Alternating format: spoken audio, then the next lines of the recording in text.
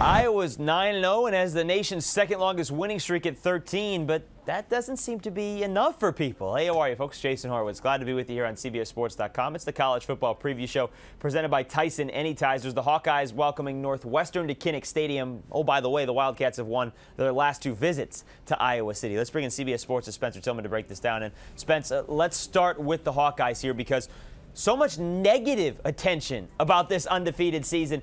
Something that I can never remember a team being put down so much despite being undefeated.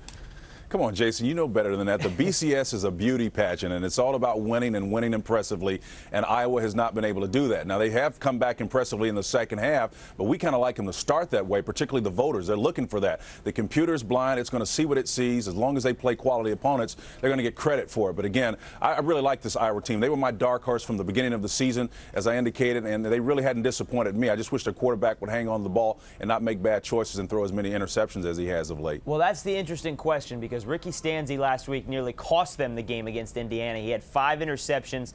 And then again, the resiliency of being able to come back in the fourth quarter showed up again, and he threw 2 touchdown passes, and they beat Indiana. What are you expecting from him out of the get-go this week? Well, I expect him to take care of the football. Anytime you have that many interceptions in one game, you may be able to come back against lesser competition. But as they work their way up toward what for them will be ultimately a shot at a Rose Bowl, you cannot make those kind of mistakes. If they continue to do that, that's going to be an issue for them. They'll make so many that they can't overcome them in the second half, no matter how impressive and what their MO has been in second half performances. They have been totally dominating the opposition 3-1 in terms of points scored in the second half. But you can't rely on that with a quarterback that has an affinity for throwing interceptions. All right, Spence, let's talk about the Wildcats here. You talk about a team in Northwestern that's was dominating Penn State through the first half until Mike Kafka got hurt. Okay, issue right there. Now he's hurt. He's got the hamstring injury, but Pat Fitzgerald says he's going to go. What are you expecting from Northwestern in this ball game? Well, Dan Purser's the backup, but I will tell you this. If Mike Kafka is not in this game, they will not win it. There's no way they can. The one thing that gives teams problems is his mobility, and that's, the guy's responsible for nearly 70% of their offense. In that regard, he's a lot like Tim Tebow. So if he's not active, he's not on the football field, their chances of winning goes down precipitously. And I can also tell you from personal experience, if he has to miss half of a game like he did last week because of the hamstring injury, you're not going to be able to come back and be nearly the contributor that you were in the week before.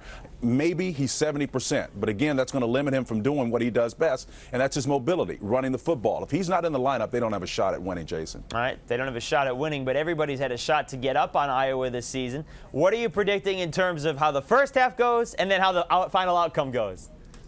Just like we talked about, I think Iowa's going to start off slow. That's who they are. But the second half, they will dominate, both defensively and offensively. I think Stanzi is going to take care of the football. He's not going to make those egregious errors that he did last week. I think that he may be challenged in terms of recognition, but that offensive line is so big and so strong, they'll protect him and give him the time that's needed to just earn the defensive coverages and make those right choices. Most of the time he's made those decisions, it's really been unwarranted. It's not necessary. That offensive line is one of the best in college football for a reason. He needs to respect that and honor it and play behind it like he does have the best offensive line playing in front of him. Well, maybe Brandon Wager could get going on the ground. The Wildcats have given up 6 rushing touchdowns the last 2 weeks. We'll see if Iowa can punch it in on the ground this week. Spencer T, thank you very much, sir. We'll see you Saturday. All right, Jason, we'll see you, buddy. All right, folks, for more on this game, be sure to stay with CBSSports.com. That'll do it for the college football preview show presented by Tyson Anytizers, the meaty good man snack. For Spencer Tillman, I'm Jason Horowitz. Take care, folks.